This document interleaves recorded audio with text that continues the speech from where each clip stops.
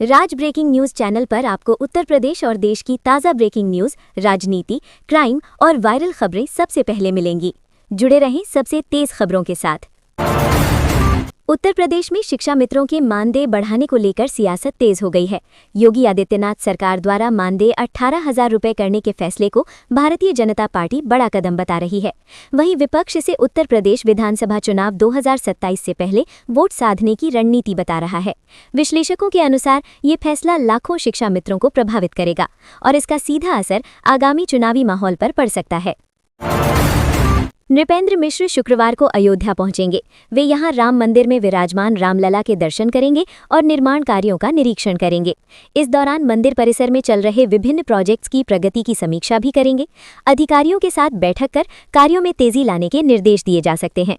उनके दौरे को लेकर प्रशासन ने तैयारियां पूरी कर ली हैं।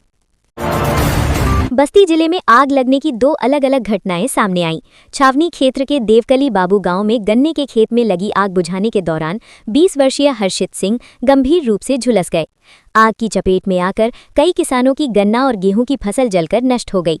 इसके अलावा गृहस्थी का सामान भी राख हो गया। घटनाओं से क्षेत्र में अफरा तफरी मच गई और किसानों को भारी नुकसान हुआ।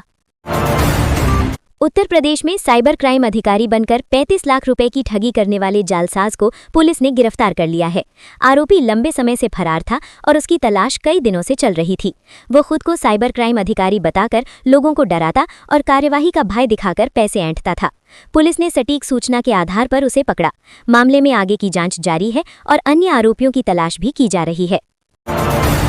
मिर्जापुर की गुफाओं में लगभग 14,000 वर्ष पुराने शैल चित्रों की खोज हुई है। ये महत्वपूर्ण उपलब्धि दिल्ली विश्वविद्यालय की शोध टीम को मिली है। गुफाओं में मिले चित्र प्रागैतिहासिक जीवन, शिकार और मानव गतिविधियों को दर्शाते हैं। विशेषज्ञों के अनुसार ये चित्र क्षेत्र की प्राचीन सभ्यता और संस्कृति को समझने में अहम साबित होंगे।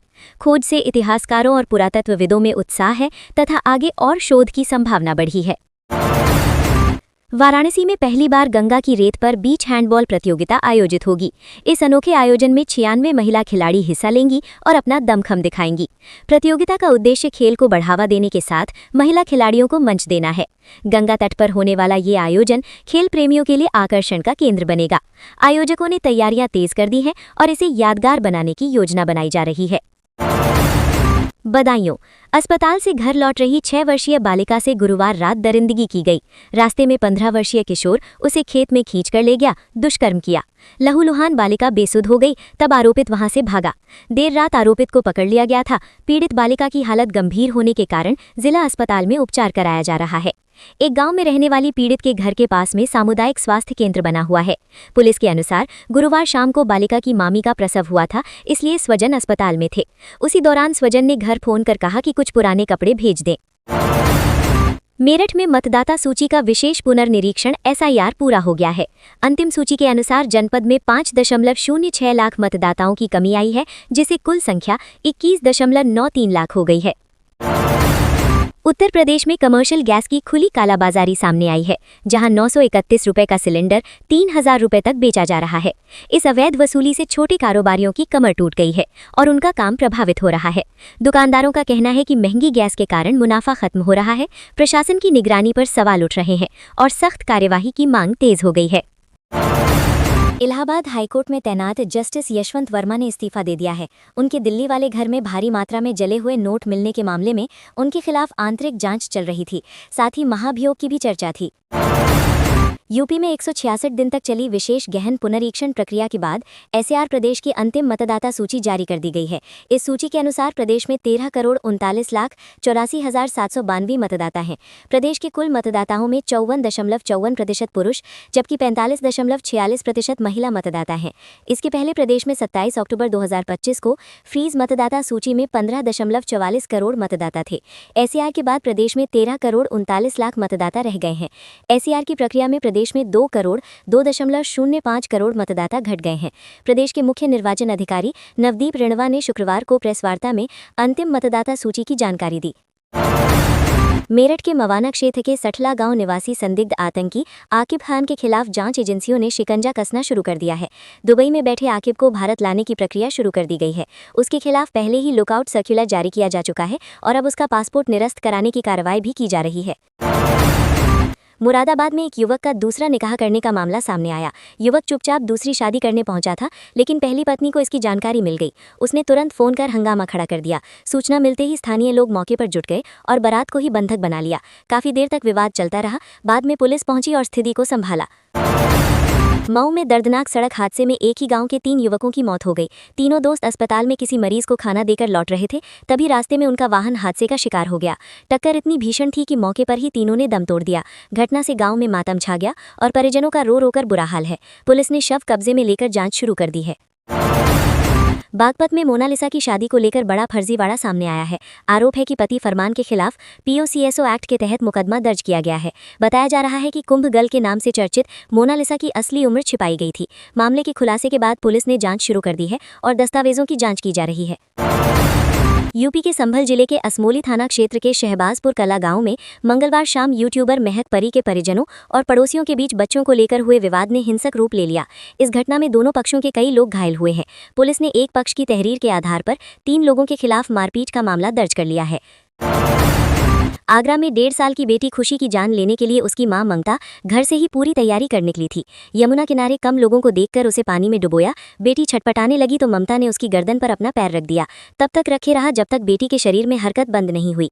ममता की एक चप्पल पानी के अंदर कीचड़ में धंसी रह गई। वो चप्पल घटनास्थल पर ही छोड़कर नंगे पैर भाग गई थी। देवरिया सदर कोतवाली क्षेत्र के रुद्रपुर मोड़ स्थित एक स्पा सेंटर पर गुरुवार को पुलिस ने बड़ी कार्रवाई करते हुए छापा मारा। क्षेत्राधिकारी संजय रेड्डी और कोतवाल राकेश कुमार राय के नेतृत्व में पहुंची पुलिस टीम ने मौके से 8 युवतियों और 8 युवकों को संदिग्ध परिस्थितियों में हिरासत में लिया। सभी को पूछताछ के लिए कोतवाली लाया गया है।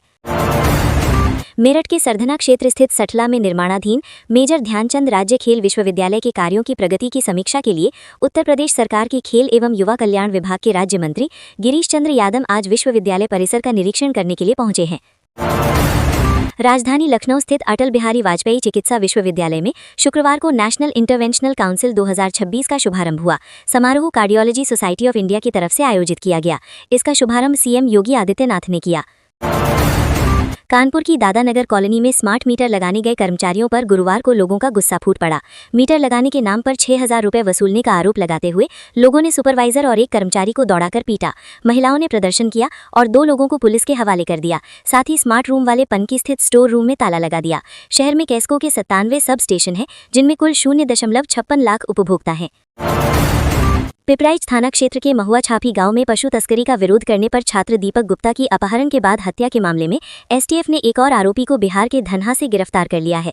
गिरफ्तार आरोपी की पहचान शिवम तिवारी के रूप में हुई है, जो गिरोह का सक्रिय गुर्गा है। पुलिस ने कोर्ट में पेश किया, जहां से उसे जेल भेज दिया गया। अब उसे रिमांड पर लेने की प्रक्रिया शुरू की गई है। गोरखपुर से अयोध्या, वाराणसी, बलिया और सोनौली मार्गों पर जल्द इलेक्ट्रिक बसें चलेंगी। इसके लिए राप्ती नगर में चालकों का प्रशिक्षण शुरू हो गया है।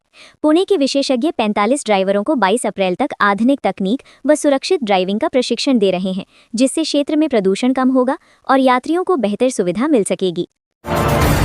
सरकारी योजनाओं का लाभ लेने के लिए अब किसान पहचान पत्र अनिवार्य कर दिया गया है। कृषि व राजस्व विभाग 15 अप्रैल तक शिविर लगाकर पहचान पत्र बनवा रहा है। इसके बिना किसानों को उर्वरक, प्रधानमंत्री किसान सम्मान निधि की किश्त और न्यूनतम समर्थन मूल्य पर उपज बेचने का लाभ नहीं मिलेगा। दिल्ली देहरादून हाईवे के बेहतर होने से उद्यमियों को बड़ा लाभ मिलेगा। तेज और सुगम आवाजाही से कच्चा माल और तैयार उत्पाद समय पर पहुंच सकेंगे। परिवहन लागत घटने से कुल उत्पादन खर्च कम होगा। इससे कारोबार में तेजी आएगी, बाजारों तक पहुंच आसान होगी और क्षेत्रीय उद्योगों को नया बढ़ावा मिलेगा।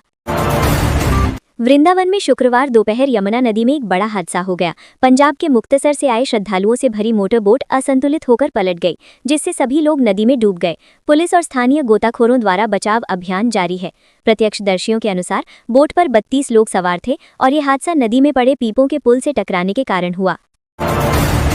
उत्तर प्रदेश में बेरोजगार युवाओं के लिए अच्छी खबर है। योगी आदित्यनाथ सरकार ने नई व्यवस्था लागू की है, जिसके तहत हर जिले में हर महीने रोजगार मेले आयोजित किए जाएंगे।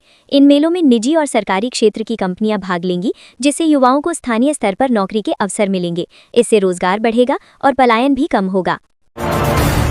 करीब 20 करोड़ रुपए की सरकारी जमीन के मामले में बड़ा मोड़ आया है। पुलिस ने जांच के बाद एफआईआर लगा दी, जिससे मामला ठंडा पड़ता दिख रहा था। लेकिन अब क्राइम ब्रांच ने केस अपने हाथ में लेकर दोबारा जांच शुरू कर दी है। जमीन कब्जे और फर्जीवाड़े के आरोपों की गहराई से पड़ताल होगी, जिससे असली सच्चाई सामने आने की उम्मीद है।